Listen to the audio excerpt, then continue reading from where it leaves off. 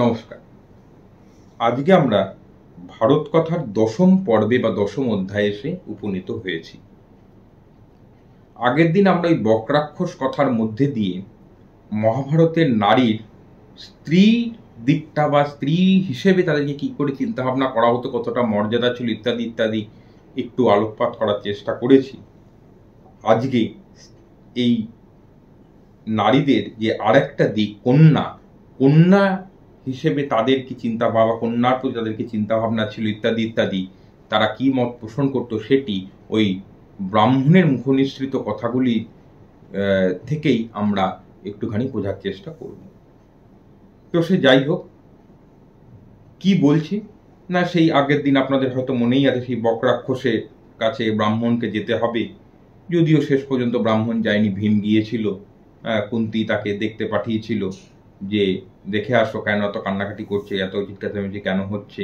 ভীম দেখতে গিয়ে সবকিছু শোনবার পর সেই খাবার নিয়ে যায় এবং বক্রাক্ষস বধ হয় ইত্যাদি ইত্যাদি, যা হয়, যেটি আমাদের মূল জায়গা নয়। আমাদের মূল জায়গা হচ্ছে যে ব্রাহ্মণ কেন বারংবার বলছে না স্ত্রীকেও পাঠানো যাবে না, কন্যাকেও পাঠানো যাবে না, পুত্রকে পাঠানোর কথা তো ওঠেই না। তার কারণ পুত্র একান্তই শিশু, সদ্যজাত শিশু, তাকে পাঠানো যাবে না। তো স্ত্রীর ব্যাপারে সেক্ষেত্রে কেন পাঠানো যাবে না, সেই দিকটা থেকে আমরা স্ত্রীর চিন্তাভাবনা, স্ত্রীর প্রতি কি চিন্তাভাবনা পোষণ করা হতো, সেই দিকটা আমরা একটুখানি বোঝার চেষ্টা করেছি, কিছু বক্তব্য রেখেছি। আজকে কন্যা হিসেবে কি চিন্তাভাবনা হচ্ছে তারই মুখনিসৃত কথাগুলি থেকেই সেই জায়গাটি একটুখানি বোঝার চেষ্টা করব। তো বক্রাক্ষসের কাছে কি আর কন্যাটিকেই বা পাঠানো সম্ভব ব্রাহ্মণের পক্ষে? বালিকা কন্যা, যাকে সে নিজে, ব্রাহ্মণ নিজে উৎপাদন করেছে, নিজে সৃষ্ট করেছে, নিজের ঔরসজাত, কোন বুদ্ধিতে তাকে ত্যাগ করবে, তাকে কি করে ওই বক্রাক্ষসে আহার্য করবে, তাকে বিপদের মুখে ঠেলে দেবে, যাকে সে নিজে উৎপাদন করেছে। স্বয়মুৎপাদ্য তং বালাং কথম উৎস্রষ্টুমু সহে। মেয়ে নিতান্তই নাবালিকা, তার শরীরে এখনো যৌবনের যে উদ্দীপ্ত চিহ্নগুলি প্রকাশমাত্র হয়েছে, সম্পূর্ণ তা প্রাপ্ত হয়নি। তাকে সে কি প্রকারেই বা ত্যাগ করবে এক নাবালিকাকে?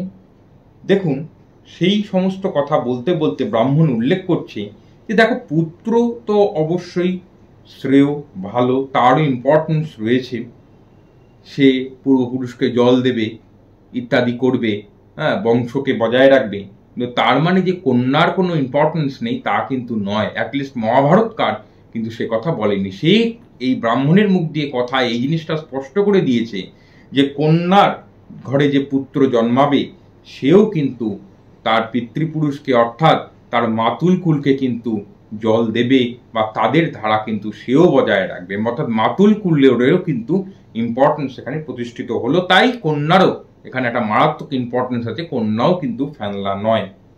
সেই একই কথা আবার আমরা কালিদাসের মুখেও পাব। কালিদাস যখন অভিজ্ঞান শকুন্তলা যে লিখছে, সেই শকুন্তলার যেখানে কর্ণমুনির যে আশ্রম, সেই কর্ণমুনি এই কন্যার ব্যাপারে বলতে গিয়ে একটি সুন্দর শব্দ চয়ন করেছে। কন্যা পিতার কে না, কন্যা হলো পিতার ন্যাস মাত্র। ন্যাস কথাটি পারিভাষিক যে অর্থ, ডিকশনারিগত যে মানে, সেটি কি সেটা একটু প্রথমে আমরা একটু দেখি না। ন্যাস কথার সেই অর্থ হচ্ছে, ধরুন আমরা যদি কারোর কাছে কিছু টাকা পয়সা, ধন সম্পদ যদি গচ্ছিত রাখি কিছুটা নির্দিষ্ট সময়ের জন্য, এবং নির্দিষ্ট সময় অতিক্রান্ত হলে পুনরায় তাকে আমরা নিজেদের কাছে নিয়ে নিই, নিজেরাই গ্রহণ করি, এবং গ্রহণ করব কিছু সময় পর, এইটা ভেবে যদি গচ্ছিত রাখি, সেই গচ্ছিত রাখা ধনকেই বলা হয় ন্যাস।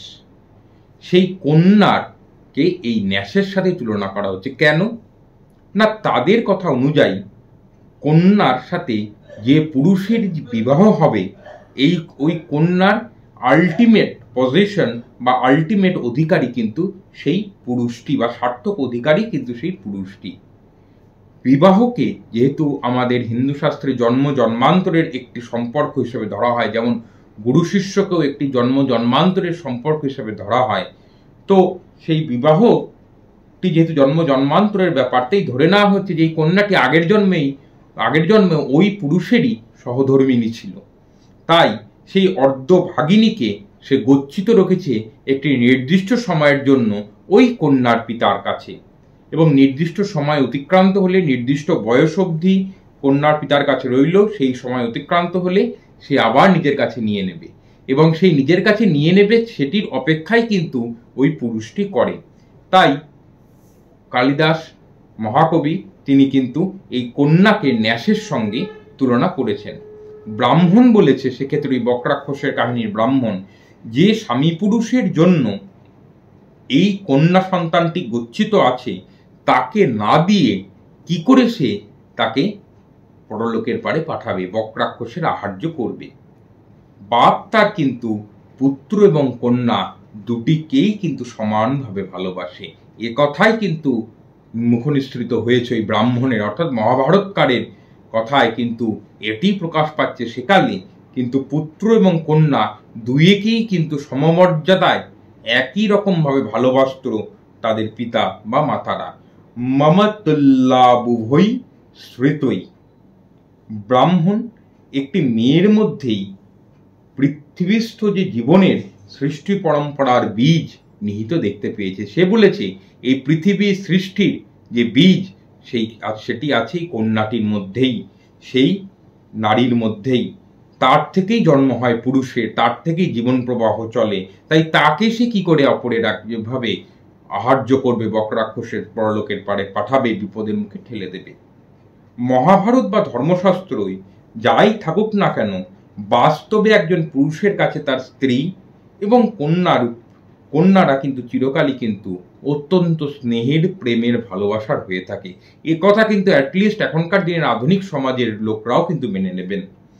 যে অনাদরটুকু জন্মেছিল তা মাঝখানের যে পিরিয়ডে, মধ্যযুগ বা তার পরবর্তী সময়, সেটি নিতান্তই কিছু সামাজিক কুপ্রথার ফলশ্রুতি।